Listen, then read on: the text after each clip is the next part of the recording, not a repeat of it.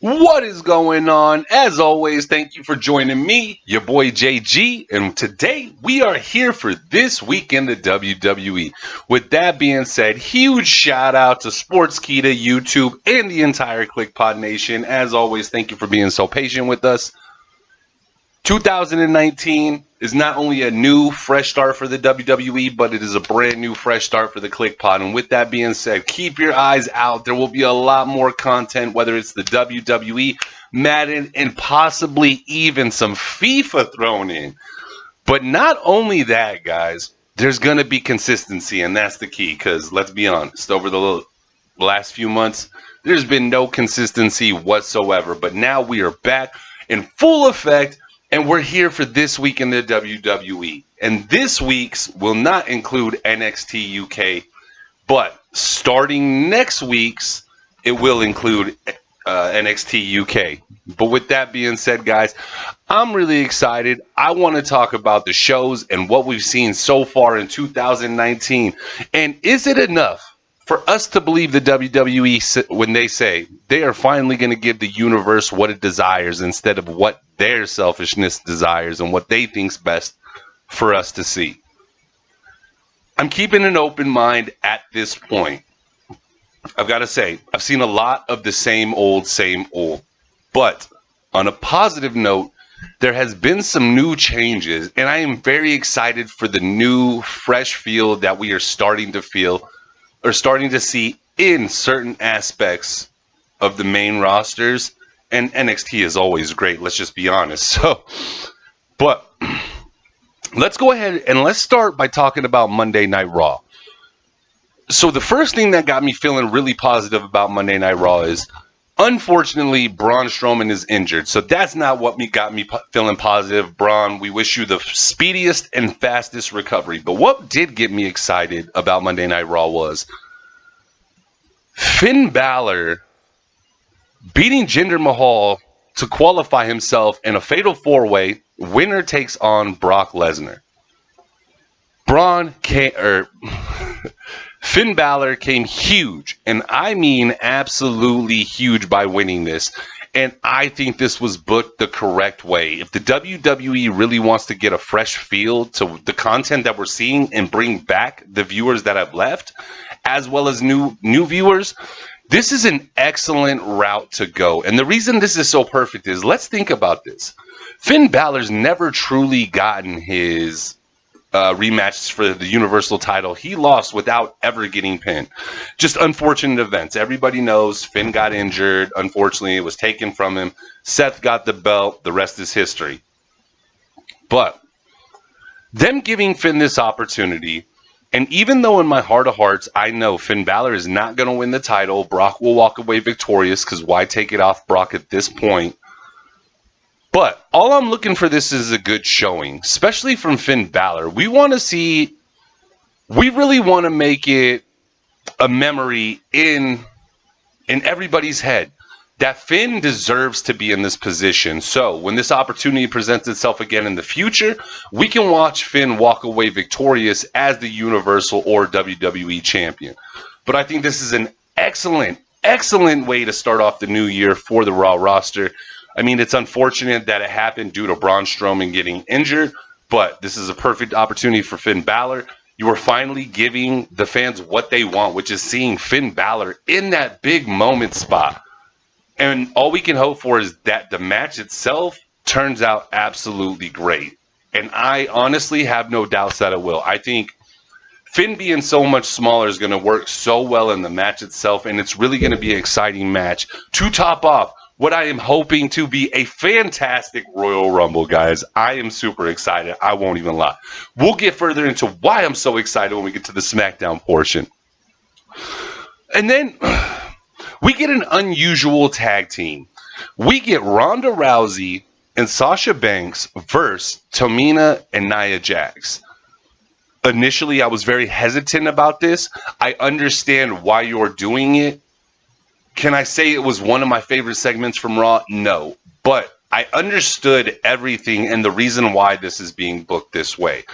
This is how you're going to get the heel factor out of this. Even though I personally think you need to just make Ronda Rousey a heel and she would absolutely blow up to cataclysmic. It would just be absolutely amazing. But absolutely love the way this was booked. The only thing I don't like is that Sasha keeps coming off the bitch in these situations, which is honestly kind of very disturbing. I want Sasha to be the boss, but not with the bitch mentality. But I gotta say, overall, I thought the match itself wasn't anything to write home about, but I did like the confrontation between Sasha and Ronda before and after the match. Thought it was absolutely good. And it's just continuing to build up to this amazing match that we're going to see at the Royal Rumble. It's just unfortunate that I don't think Sasha has a real opportunity of walking away victorious in this. I could be absolutely wrong, just like I was with Asuka winning the championship.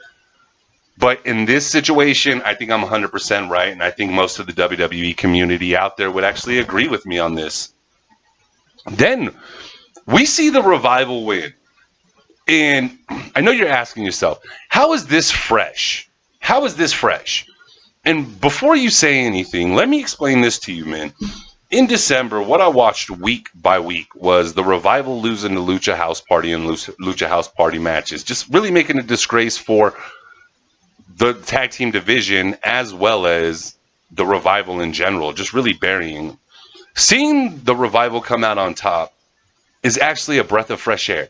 Maybe the WWE has the right idea, and maybe they're actually going to make this tag team division something to write home about. Because as you guys always hear, unless you're new to the channel, I absolutely love tag team wrestling. I think the tag team division is so extremely important to the WWE. It's not something that just can be overlooked. So hopefully this is giving us the right step in the right direction to correcting the faults they've made with the tag team division, just making the laughing stock of Raw. And they're going to finally do something where we can once again bring back amazing tag teams. And there's so many tag teams out there. I mean, I definitely think this would be the perfect move for the WWE, just to continue to move in this correct direction.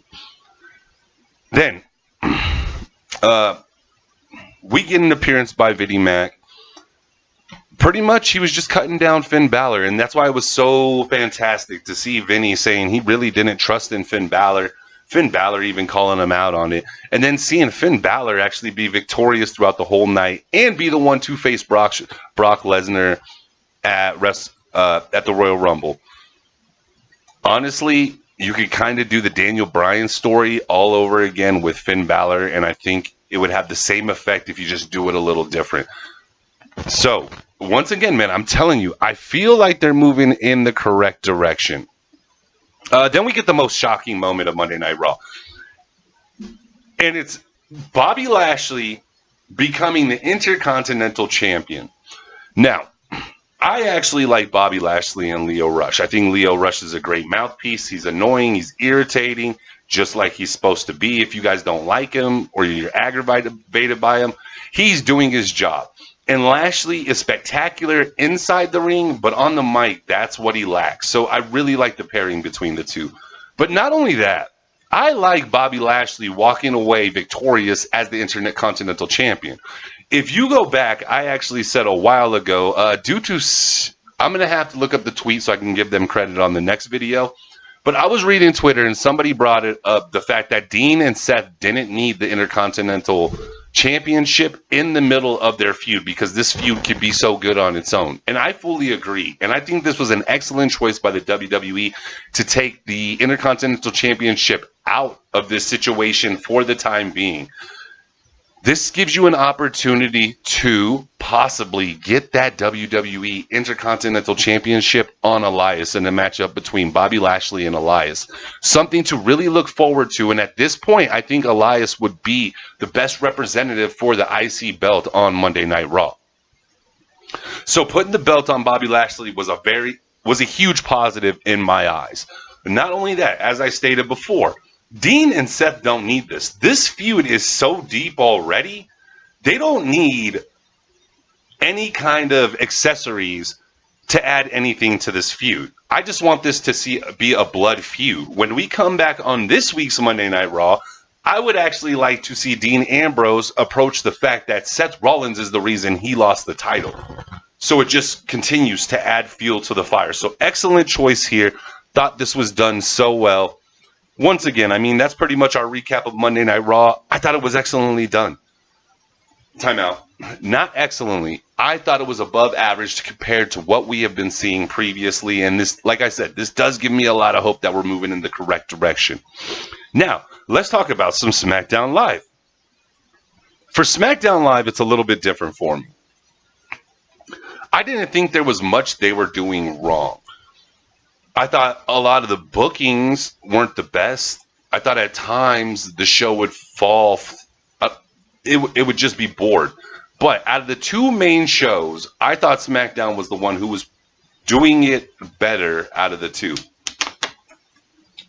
With that being said, I have to continue that thought. I really enjoyed this week's SmackDown. I love that it kicked off with Becky and Asuka, and then the Iconics come out. Each one takes on one of the Iconics. What was it? Peyton Royce faced Becky, and Asuka faced Billie Kay. Absolutely enjoyed it. The thing I enjoyed about it is it really got nostalgic for me in the sense of I remember being a kid and Stone Cold and The Rock during the height of their battles would always try to upstage one another, whether it was in matches and the other one watching and then wanted to kick somebody's ass right afterwards or things upon that nature. But it really took me back. And I really love it when you have the champion and the contender, one's in a match, the other one watches, and the other one's like, no. Let me show you how it should really be done. I mean, that really just is the height of competition for me. So absolutely loved the way SmackDown started off this week. Then we get AJ Styles with the fans talking shit about Daniel Bryan and Daniel Bryan's approach the week before. We get Daniel Bryan coming through the fans, which I absolutely loved. You couldn't even tell Daniel Bryan was right there. That's how good it was done. Comes through, lays his shots on AJ, but AJ's the one standing at the end of all this. Once again, man, I thought this was done so good. Then we got Samoa Joe versus Mustafa Ali. If you guys don't realize, I am huge on both these guys. I love Samoa Joe. I love Mustafa Ali. I've been talking about Mustafa Ali since when he was on 205. Shoot, you can go back to 2 years ago to our Monday Night Raw reviews when we still have the 1-205 match on Monday Night Raws, and I first got a real glimpse of Mustafa Ali, and I fell in love. That 450, that inverted 450 is so freaking, it is one of my favorite moves to watch, and this is one of my favorite wrestlers to watch in the ring at this current moment. But the only disappointment I have is, and I figure it was due to booking time restraints, we didn't actually get a match between these two. We get Samoa Joe absolutely destroying Mustafa Ali before the bell even rings. I feel this is just leading up to a feud between these two, which would be something absolutely amazing for both of them. I think this is what Samoa Joe needs to propel him to that next level where he will actually win a championship, as well as Mustafa Ali. Just once again, man, reminding all of you that he is a superstar already. And if you don't believe this, go back and watch the matches he's already had on SmackDown Live, on top of the matches that he's had on 205. This man is uber talented, and I'm just excited for the feud that's going to come forward with these guys. But I was just a little disappointed that we didn't get these two in an actual match on Tuesday night, but I'm hoping we get the recorrection to that this Tuesday with them having a long enough time to put on an amazing match and remind the whole entire crowd why they're here. Then I'm going to go ahead and talk about these a little out of position in the way I thought this should have been done. So we get Jimmy Uso not caught slipping with Mandy Rose. So earlier in the night, Mandy sends Jimmy a note with the room key to her hotel room. Jimmy goes ahead, talking to his brother. Jay's like, I don't know what you should do in this one, man. So Jimmy goes ahead and goes on. And the next time we see this played out, we see Jimmy at Mandy Rose's hotel door, and she's about to go in. And he has some reservation, a little hesitant, but he decides to go through with it. And when he gets inside, Mandy's like, why are we playing? She takes off her towel, has this amazing undergarment combination on. And like most of the women in the WWE, she is absolutely glorious. But we're not here for that. And at this point, after she takes off her robe, unveils what she has under, which is absolutely amazing, we get a photographer, paparazzi, coming out the bathroom, snapping pictures of them two together while she's in her undergarments and then leaving. Then she goes ahead and lets Jimmy know that, Jimmy, this isn't about you. You think I really want you? This is about your wife. So Jimmy's like, this is about my wife? Goes out in the hall. Boom, Naomi comes running in. So before Jimmy could ever get caught up or put himself in a situation which could really backfire on him, he already had plotted with Naomi behind the scenes to go so they could take care of her. Unfortunately, Mandy Rose is the one walking away victorious in this while Naomi's laying on the ground. Jimmy comes back in to console her. So, I mean, there's more to come. It just makes me think, what is this really building up to for these two women? I would love to see these two women in a match. I think they're uber talented. But what is this really building up? This hate for each other? Let's do more with this. Let's put them in uncomfortable situations, like them having to tag together. And if they don't perform as a tag team, they could possibly get fired. Let's continue to build on this before we actually get to the match between the two. Maybe their tag team is very successful for a little while, but it gets so bad to the point where these two are just fighting all the time, and then we officially have to make the match. I think that would add a lot to this storyline. Plus, it'd be kind of crazy to see how Jimmy would react too, knowing he kind of has to support Mandy Rose at the same time he's supporting Naomi. So I'm looking forward to what they play out in the future. Then we get what we end the show with, but I don't think this should have ended the show in any type of way. We get Shane's bestie B-Day Bash, thrown by The Miz himself. I thought the segment, it just really fell a little flat for me. I did like seeing Shane get the new the Jordan 32s or whatever they were. I'm not a Jordan guy, so I don't know off the top of my head. But, I mean, honestly, it was just really lazily done. I know we should celebrate Shane's birthday, but I thought this should have been more of an open middle segment to the show. Maybe to kick off the beginning to the second hour rather than the close to the show. And during this segment, we get the bar coming out. This actually leads to a match between The Miz versus Sheamus, and Miz walks away victorious over Sheamus on Shane's birthday. For me, what that did is let me know that Shane is building confidence in him and The Miz as a tag team. Am I really honestly looking forward to their match at the Royal Rumble versus The Bar for the SmackDown Tag Team Championships? No. But I honestly think these guys are going to have a good match. So, I mean, I'm not looking forward to it, but at the same time, I do think it's going to be a good match and well done. So, I mean, it's just kind of that double negative because it's not something we really asked for. Not Shane at all, but I also feel this is building to a battle between Shane and The Miz at WrestleMania. So, I mean, it really just depends on what we see happen at the Royal Rumble. And we'll talk about that more in our predictions video. Then we got what I thought should have been the main event of SmackDown Live. And that is Rey Mysterio versus Cien Almas. First off, let me say, this week I was watching behind everybody. So if you look at my tweet, it's late. But I say, you know, I just finished the match. It was absolutely amazing. These guys were absolutely amazing. I found myself consistently wanting more, and more of these two. What I would love to see between these two in the future is the 60-minute Iron Man match. That match had me literally on the edge of my seat, just antsy, bouncing around, just with excitement of how good the match was done. This is what we need. You possibly had yourself, I wouldn't give it a 5-star. I'm pretty close to giving that a 4-star. That's how good that match was. It was absolutely amazing. I just thought it was in the wrong position in the card, but I thought the match was absolutely amazing, guys. That is definitely the match of the whole entire week for me, was Cien Almas versus Rey Mysterio. And it's like in the tag team match, I thought that was good. And I'm not a Rey Mysterio guy. I respect everything Rey's done, WWE, AAA, everything. Every promotion he's been at, I respect everything the man's done in his entire career.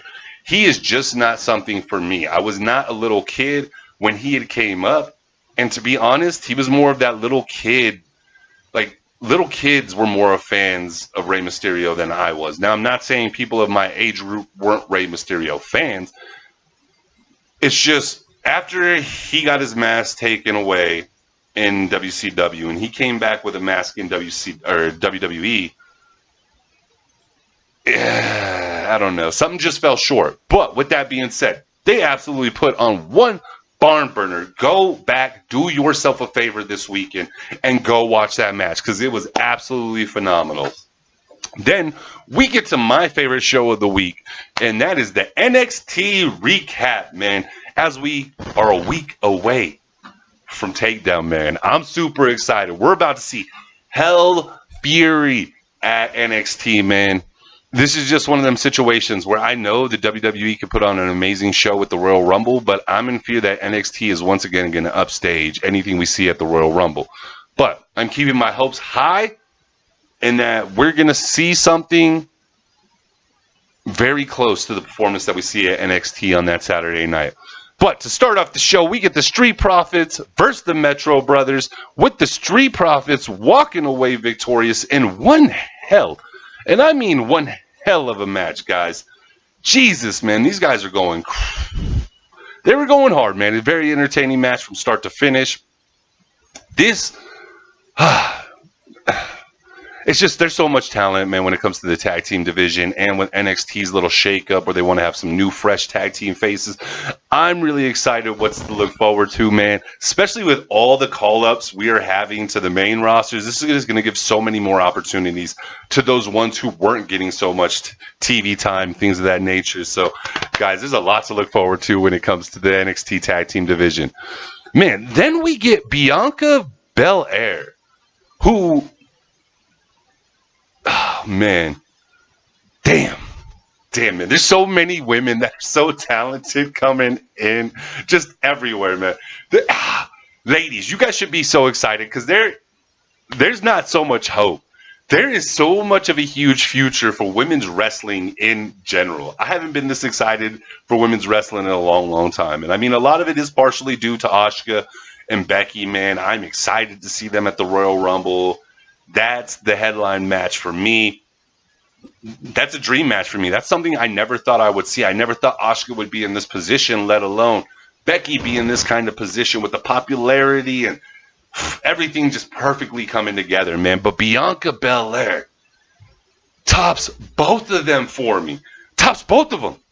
That's how good this woman is. And the feud she's having going on right now with Shayna Baszler might be one of the best feuds in all of wrestling. Currently. And the reason I say that is Bianca and Shayna, I think their styles go so well together. I think their personalities clash so good. It just adds so much more to what we're actually seeing presented. And I think in no way is Shayna mailing anything in. I think when these women finally give us what we've been waiting to see at NXT TakeOver, I know we just started the year, but I very well believe this match will be in consideration for match of the year at the end of the year. That's how good this is going to be. And the craziest thing about it is, if you look at both shows that are happening that week over, from TakeOver to the Royal Rumble, you got Bianca Belair versus Shayna Baszler for the NXT Women's Championship. Then, to top that off, you have Ronda Rousey versus Sasha, who is finally getting the opportunity she deserves And to be honest with you, if there was ever a woman to beat Ronda Rousey, I would like it to be Sasha. For how much she's just been taken for granted, I would love to see her be the woman to beat the streak. Maybe get us off of the Becky Lynch versus Ronda train that we're on right now, and possibly set up a WrestleMania rematch between Sasha Banks and Ronda Rousey. But not only that, in that same weekend, and in this, within a 24-hour span, we will also see Becky Lynch versus Asuka for the women's SmackDown Championship. Now, be honest with yourself. Have you ever felt a more exciting time for women's wrestling? For me personally, no, not at all. I have never been on this tip, man. I'm more excited for women's wrestling in the WWE at this point than I am for the men, which is a total 180 for me. It's not like I'm a misogynistic pig, but if you listen to some of our old back stuff, I would talk about how it didn't get me so excited. But ever since the launch of the men, just, oh my God, her having left being the old Becky to becoming Stone Cold Becky literally has taken the women's wrestling evolution period to a whole new stratosphere. Super excited, man.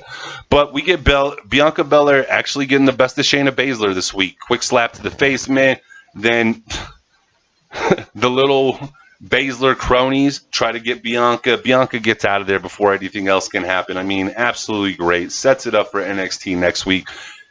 And sets it up for NXT TakeOver, which we are literally a week away from. And I am so freaking excited, man.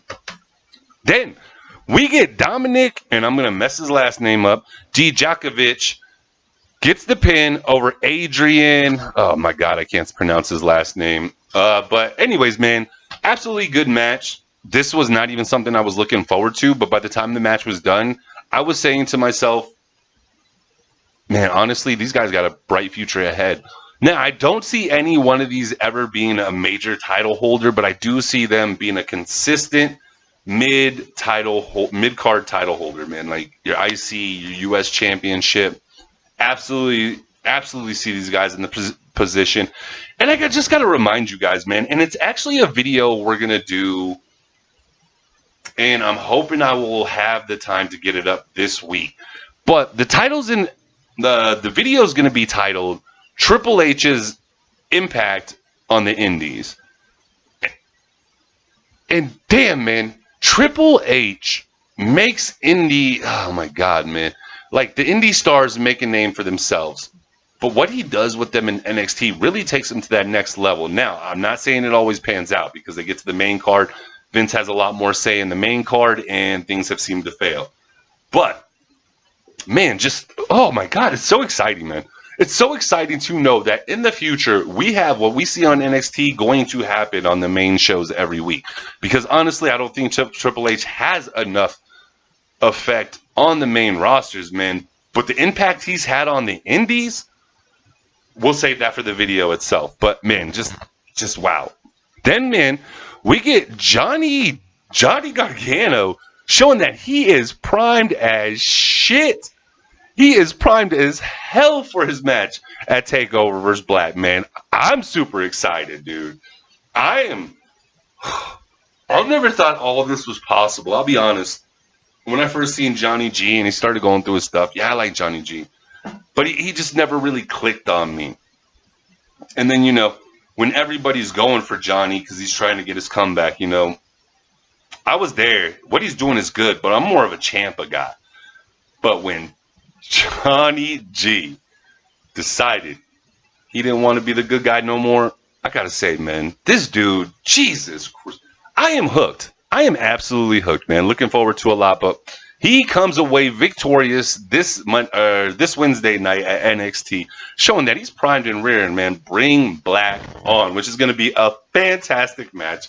Another opportunity for match of the weekend. Not only that, what possibly could be match of the, or sorry, not Aleister Black. I keep saying Black. His match versus Ricochet, man, and I'm super excited for it, for the North American Championship. Yo, bring it. Ricochet versus Johnny Gargano. I never thought in my wildest dreams would I be saying that. My God, like, I'll be honest, I think that's going to be match of the weekend. No ifs, ands, or buts. either Belair and Shayna, or them, or Johnny G versus Ricochet. One of those two will be match of the entire weekend. Then, we get the match that everybody was looking forward to. Keith Lee versus Cassius Ohno. If y'all don't know, both men are future superstars. Cassius is already a superstar. Keith Lee, even in defeat, is continuing to add and build to his resume, and only makes you want to see him in more and more matches as we go down the line. But this week, unfortunately, Keith Lee is defeated by Ohno due to the assist of a low blow, man. But I really enjoyed it. As always, man, I enjoy everything that NXT produces. It's just, can the WWE main rosters, main shows, keep their promise to change what we've been seeing and give us more of what we want to see? Only time will tell with that. But as you have heard many times throughout this video, I am very confident they are moving in the right direction. Not only that, I feel by the time WrestleMania comes around, this will be one of those years where we're like, God, I can't wait until WrestleMania. And I know that we say that every year as wrestling fans, but let's be honest with each other here. There's years where we say it because we're just so used to it and in the habit of doing it. It's not that we're really excited for it. We're just excited for the event that is WrestleMania and what it means to us as wrestling fans, especially WWE wrestling fans. But with all that being said, guys, thanks for coming back, man. And if you guys are still here, please go ahead and give us a follow on Sportskeeda.